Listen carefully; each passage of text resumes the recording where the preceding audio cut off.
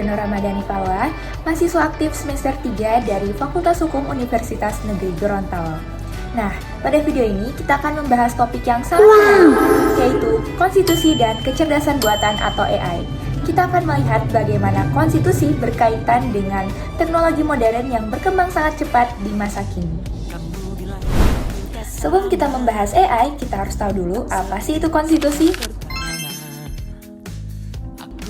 Jadi, konstitusi adalah hukum dasar tertulis yang menjadi pedoman bagaimana sebuah negara diatur. Di Indonesia sendiri, konstitusi kita adalah Undang-Undang Dasar 1945, yang di dalamnya diatur hak warga negara, tugas pemerintah, pembagian kekuasaan, dan prinsip-prinsip bernegara lainnya.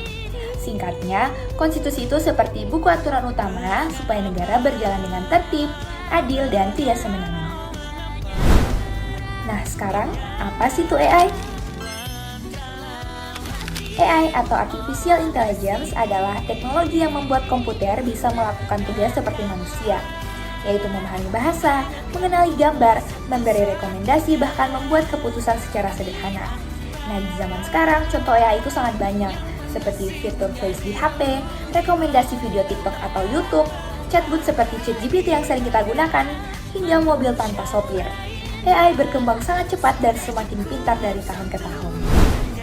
Sekarang, teman-teman pasti bertanya, apa hubungan konstitusi dengan AI? Jawabannya, AI mempengaruhi kehidupan manusia dan konstitusi bertugas melindungi hak-hak itu. Jadi, kalau AI semakin banyak digunakan, negara harus memastikan bahwa teknologi ini tidak merugikan warga negaranya. Oke, selanjutnya kita akan membahas beberapa hal penting. Yang pertama yaitu perlindungan hak privasi. Pemanfaatan AI sering melibatkan penggunaan data pribadi seperti foto, lokasi, hingga jejak digital seseorang. Padahal, konstitusi menjamin hak setiap warga negara atas rasa aman serta perlindungan diri. Karena itu, penggunaan AI harus diatur agar tidak menyalahgunakan atau mengekspos data pribadi serta memastikan keamanan informasi tetap terjaga. Yang kedua yaitu kesetaraan dan keadilan. AI tidak selalu netral, algoritma dapat membuat bias yang membuat keputusan menjadi tidak adil bagi kelompok tertentu. Nah, mengingat konstitusi menjunjung tinggi prinsip keadilan, negara perlu memastikan bahwa sistem AI diterapkan secara setara, transparan, dan bebas dari diskriminasi.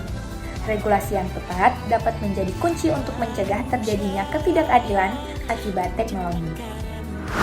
Yang ketiga, kebebasan berpendapat. AI saat ini digunakan untuk menyaring dan mengatur konten di sosial media.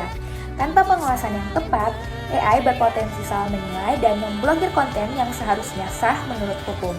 Hal ini dapat mengganggu kebebasan berekspresi, salah satu hak konstitusional yang dijamin oleh Undang-Undang Dasar 1945. Karena itu diperlukan kontrol dan akuntabilitas dalam penggunaan AI agar tidak membatasi hak warga negara untuk menyampaikan pendapat. Perkembangan AI memang membuka peluang yang sangat besar, mulai dari mempermudah pekerjaan, meningkatkan kualitas layanan publik, hingga memperluas akses pendidikan. Namun di balik potensi tersebut, terdapat sejumlah tantangan penting yang harus diperhatikan, seperti bagaimana menjamin keamanan dan kerahasiaan data pribadi, bagaimana mencegah AI membuat keputusan yang merugikan atau bias, serta bagaimana memastikan teknologi tetap menghormati martabat dan nilai-nilai kemanusiaan. Kedepannya, Indonesia perlu menyiapkan regulasi yang sejalan dengan prinsip-prinsip Undang-Undang Dasar 1945, sehingga pemanfaatan AI dapat berlangsung secara aman, adil, dan benar-benar bermanfaat bagi seluruh warga negara. Itulah penjelasan singkat dari saya terkait konstitusi dan kecerdasan buatan.